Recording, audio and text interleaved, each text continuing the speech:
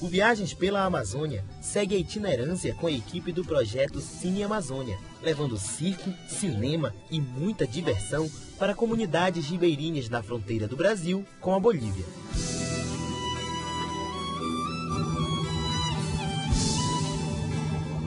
Desembarcamos no distrito de Costa Marques e na comunidade quilombola de Santo Antônio para conhecer a história de vida dos povos desses locais.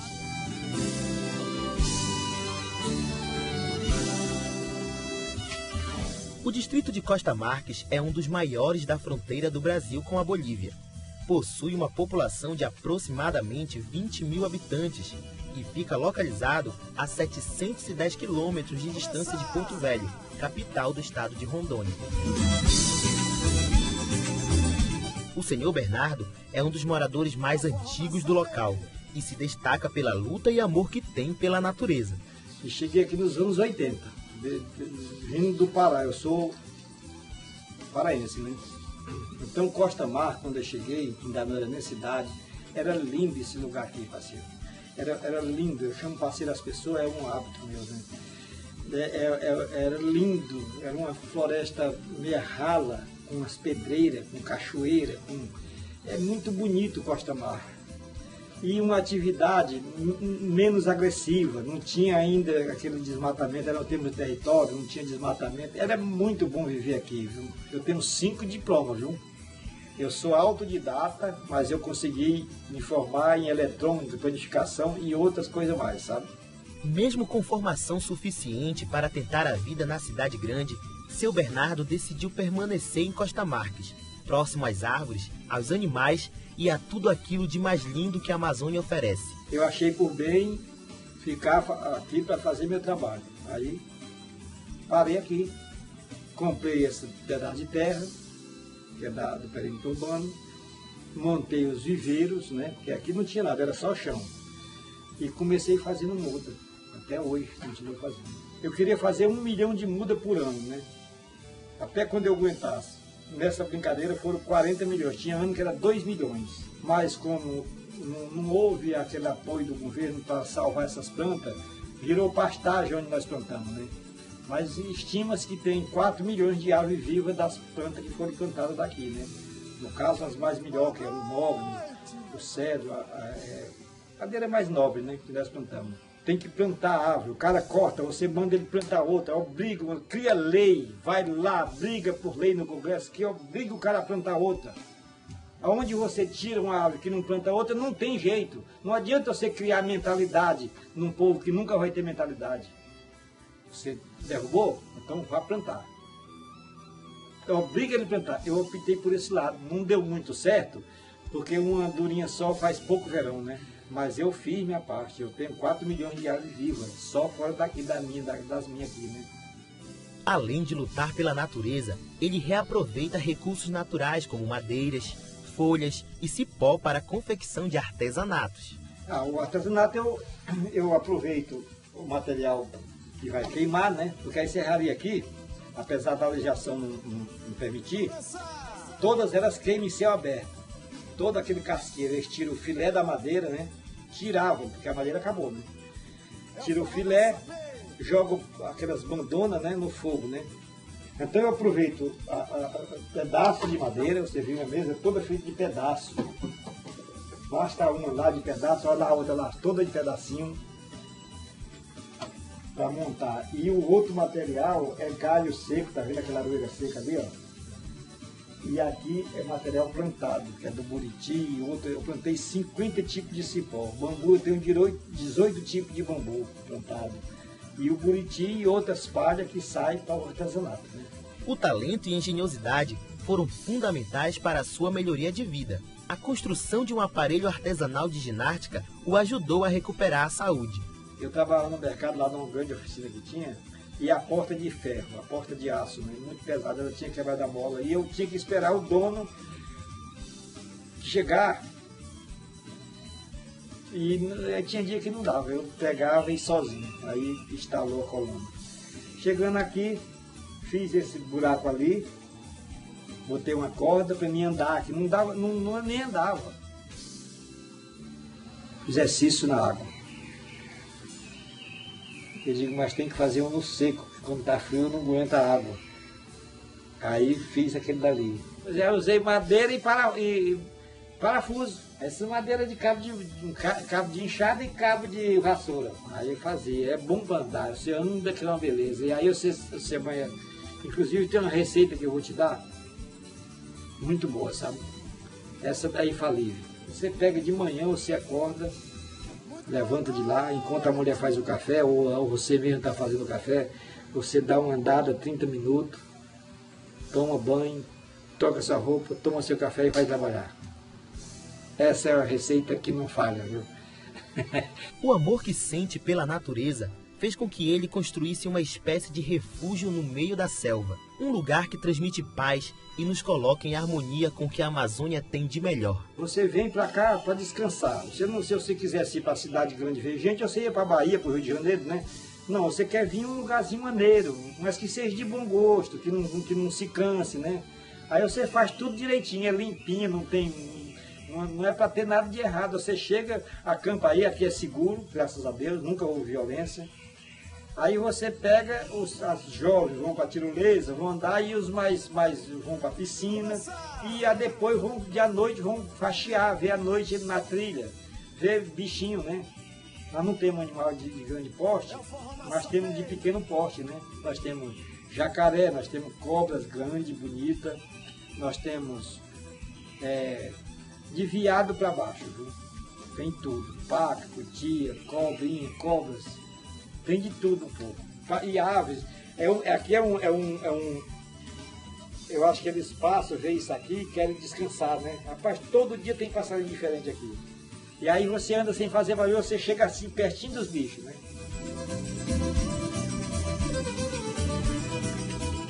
Eu daria a minha vida em defesa da natureza, né? Porque eu sou parte dela e não acredito em mais nada. Eu sou apaixonado pela vida, qualquer forma de vida, qualquer espécie de vida. Ah, que essa plantinha é feia, mas ela, se não fosse boa, ela não estava na natureza. Ela tem sua função na natureza. Tudo que você pensar eu fiz pela vida e vou continuar fazendo até o último dia, que é onde eu puder mexer.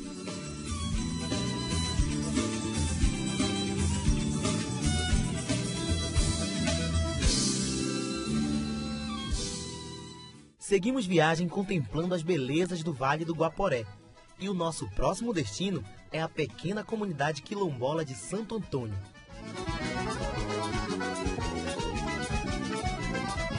O local abriga cerca de 15 famílias de remanescentes quilombolas e fica a aproximadamente 700 quilômetros da capital rondoniense. O senhor Roberto, um dos líderes do quilombo, nos conta como é viver em Santo Antônio. Morar aqui é para quem gosta realmente do lugar, para quem ama tá, sendo sincero contigo, no paraíso. Aí aqui, primeiro é para quem nasceu aqui, né, que gosta daqui. Segundo, se for pensar em tudo isso que você tem lá na cidade, você jamais vai vir. Mas se você for pensar em saúde é, digamos, ser natural, né, adquirido pela natureza, pelo que Deus te deu, não pelo que você cria na cidade, não pelo que você cria em laboratório, aí você vai vir embora para cá, para esse lugar, de certeza.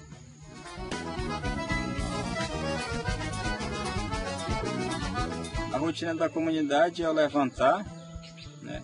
Quem tem já seu alimento em casa, ir para a roça. Quem não tem, sair para procurar seu alimento, né, do dia a dia. E aí é vir para casa, quem foi para a roça vem para casa meio-dia, seu almoço, à tarde o mesmo procedimento, ir para a roça. E aí chega no final do dia em casa, tomar seu banho, às vezes quando está tendo energia, normalmente tem 4 horas de energia por dia, e aqui acolá falha, que acolá o motor esculhamba. E aí assistir uma novela, assistir um jornal até 9 horas, 10 horas no máximo, né, e deitar para dormir, e no dia seguinte mesmo procedimento, todos os dias. Essa é a rotina de toda a comunidade. Uma rotina calma de pessoas batalhadoras e humildes que encontram na mandioca a principal fonte de renda para as famílias do local. O principal meio de sustento da comunidade é a farinha, né? Fazer a farinha da maioria da comunidade. Tem alguns pouco, muito pouco, que é funcionário público, né? Mas a maioria sobrevive mesmo da plantio da roça, né? Que é a macaxeira para fazer a farinha. Essa é a renda maior da comunidade, é o maior meio de sustento que a comunidade tem. Melancia, banana, milho, arroz, feijão, mas isso especificamente para consumo. Para comércio, somente a farinha mesmo. Na comunidade existe um centro de produção de farinha, conseguido com muita luta e persistência dos moradores. Mas o que facilitaria o trabalho dos quilombolas serve apenas de enfeite na produção da principal fonte de renda local. O centro foi construído pelo governo mesmo, né? E aí é feito, o local é usado por toda a comunidade, né? Cada um tem sua roça individual e aí se programa no dia que um dia um põe, outro dia outro coloca, para que não atrapalhe e todos façam, né, farinha. Hoje nós temos vários equipamentos na produção de farinha, equipamentos mais avançados que viabilizam um pouco o desenvolvimento da produção da farinha, só que não são usados. Eles são equipamentos tocados a energia, e como a gente não tem energia, a energia que a gente tem é pouco, não aguenta tocar esses equipamentos, eles estão todos parados. Aí a produção da farinha é feita artesanalmente mesmo, manual, ou na base da lenha mesmo.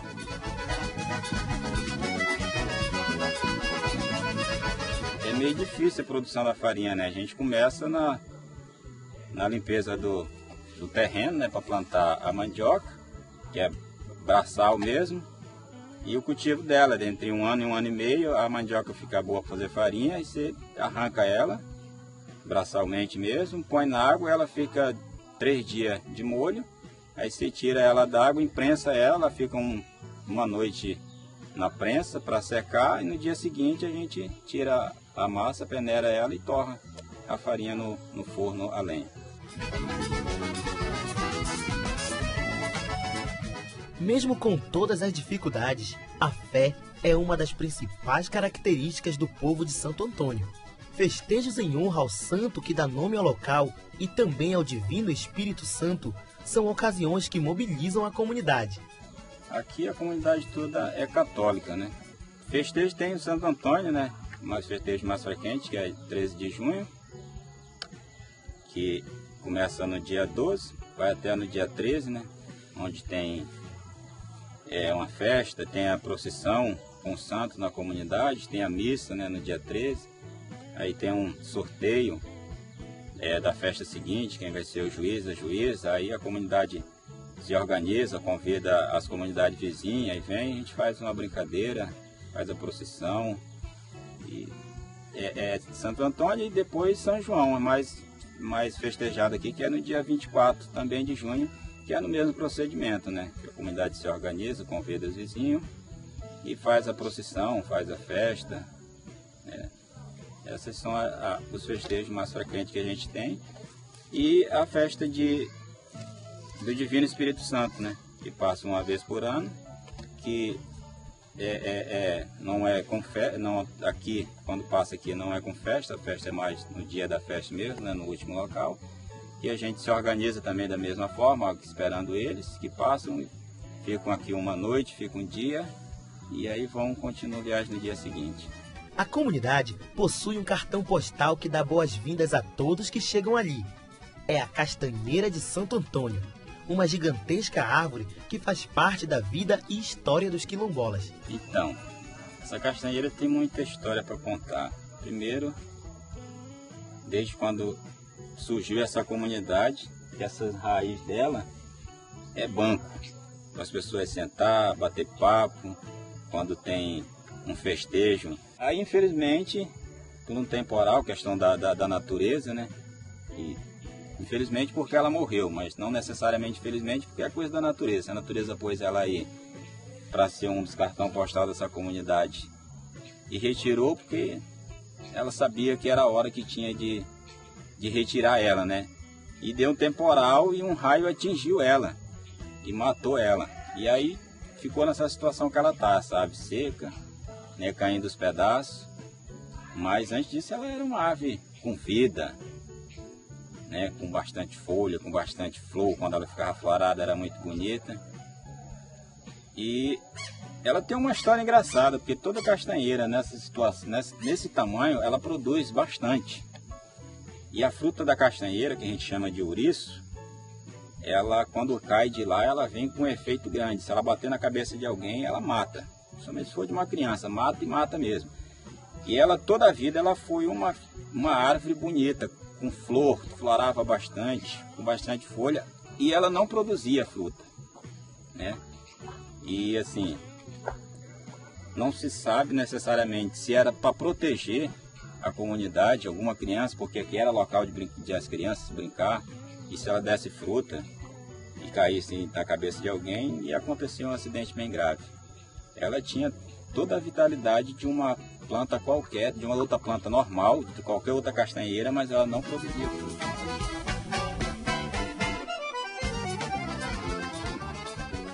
Mágicos! Salapim, salapam, salapim, salapam! Abelha, abelhinha, me dá o mel na boquinha. O projeto Cine Amazônia busca levar a mais pura essência da arte a todos os locais que visita. E uma das maiores expressões culturais e artísticas não poderia ficar de fora: o circo. Uma experiência única para os palhaços Chiquita e Cotonete, que aceitaram o desafio de realizar espetáculos circenses no meio da região mais linda do planeta. Conheça a história da Trupe Koskovskis. Eu já fazia teatro, eu faço teatro desde muito novinha, comecei com 7 anos.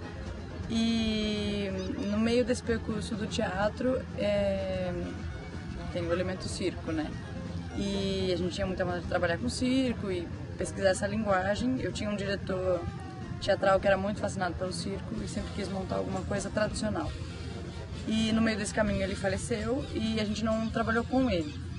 Só que a partir disso, da morte dele, nós na época criamos um grupo para homenageá-lo e começamos a montar um espetáculo que era um desejo dele, que era um melodrama de circo-teatro. E nós montamos esse espetáculo e no meio da pesquisa desse texto, desse melodrama, nós descobrimos que na cidade vizinha de Sorocaba, que é Votorantim, morava uma família circense tradicional. Então nós convidamos essa família para participar do projeto, para ajudar a gente na pesquisa, para aproveitar que eles eram uma matéria viva do circo, né? E ali pertinho da gente. E aí foi aí que eu conheci o Alexandre. Comecei meio que assim, de supetão, assim, porque eu sempre trabalhei em circo, né? E circo a gente começa muito cedo a trabalhar, a ter responsabilidades e tal. E eu como venho de família de circo-teatro, então sempre tem personagens, criança, então eu sempre entrei. Eu comecei, a primeira vez que eu entrei num palco para apresentar, não como palhaço, mas né, num espetáculo, eu tinha 5 anos. Eu fazia um garoto paralítico numa peça e eu tinha falas, assim, sabe? Foi bem... Eu tinha uma responsabilidade de decorar o texto, de tudo, eu tinha 5 anos. Quando eu comecei a fazer teatro, eu queria ser uma atriz dramática, séria. Aquela coisa, aquela imagem que todo mundo tem de fazer teatrão. E eu achava que não tinha nada a ver comigo a comicidade. Na verdade, não tinha nada a ver. Nada a ver com a minha vida, nada a ver com a minha interpretação. E foi meio uma busca... Foi pessoal, foi esquisito no começo, porque eu achava que não tinha absolutamente nada a ver, e com o tempo que você vai descobrindo, a forma que você encontra o palhaço, como... estudando mesmo, né? Descobrindo no próprio corpo os elementos que você pode usar a favor do seu trabalho como palhaço. Então foi uma busca bem divertida, assim, e eu vi que era possível ser palhaça, assim, fazer alguma coisa cômica. Você vai transformar essa água em café? Eu vou. Eu não acredito. Mas eu vou. Atenção. Água! Água. Aí virou café. Água, Café. Esconde. Eles contam como se preparam para a realização dos espetáculos. No teatro a gente ensaia pra caramba. A gente fica estudando o texto, estudando. E passando ensaio. Já com o Alexandre, não tinha essa relação de tantos ensaios. Eles não têm muita paciência para ensaio. Como no circo sempre tem muitos espetáculos por dia, eles têm uma rotina diferente, então eles pegam um ritmo diferente. Então ele falava assim, não, a cena é assim, assado. Aí você fala assim. E falava assim, tá, vamos ensaiar. A gente ensaiava, sei lá, passava 1 ou 2 vezes o roteiro e, tá bom, vamos. E não, tipo, não tô segura ainda. Então, é super tenso, porque você vai fazer uma coisa e a gente fazia cenas muito tradicionais. Então, você vai ver muitos circos brasileiros fazendo a mesma cena que a gente faz, só que, lógico, você tem que colocar a sua cara, e isso vai se transformando ao longo do trabalho, porque se for depender dos ensaios em si, então a primeira vez com a dupla foi bem intensa, assim. Então, a trupe Koskovski eu entrei depois, né? Eu já estava com a Geisa, mas eu não estava na trupe. Eu trabalhava no grupo do circo ainda, né? Que a gente voltou com montar espetáculos do circo. E a trupe eu entrei na trupe depois que ela tinha um grupo com mais 4 pessoas. E aí eles romperam o grupo, saíram do grupo e ela era a dona do nome, né? E ela continuou com o grupo, com a trupe. E eu, assim que ela separou dos outros atores, aí a gente montou um grupo, eu e ela só. Quando eu comecei a trabalhar com a Geisa no Koskovski, eu fui fazer rua. Eu nunca tinha feito teatro de rua. E aí eu senti essa ligação com o público, essa proximidade e essa coisa mais próxima, mais, sabe, tipo, meio que o público e o artista é uma coisa só. Jardim. As moças são as flores. Isso. Os moços beija-flor. Isso. E os meio as couve-flor. Não tem isso. Você vai ser nossa abelha rainha. Rainha. Eu sou o ranho. Não, é a abelha operária. Eu sou uma pobre abelha operada. Não é operada, é operária. Aí eu vou buscar, quando eu chegar aqui, vou bater 3 vezes meu rabo. Minhas asas. Aí você fala assim, ó. Abelhinha, me dá um mel na boquinha. E aí? E aí eu cuspo na tua cara. Não é com você que eu tô falando. É com você que eu tô falando. É com você. É com você. É com você, sua burra. É com você, Epa. A burra sou eu. Claro que você não... Como as sketches são clássicas, pouca coisa muda. E era quase como se eu não tivesse permissão de mudar muita coisa. E a gente de teatro gosta de criar e colocar a nossa cara. Então foi um processo um pouco doloroso, eu costumo brincar, porque eu tinha essa coisa de eu quero colocar a cara da Chiquita do meu jeito, e às vezes o sketch não permite que eu faça tanto isso. Por exemplo, vou dar um exemplo para ficar mais claro. Quando a gente faz a cena do cumprimento, ele fala assim, Chiquita, dá seu cumprimento.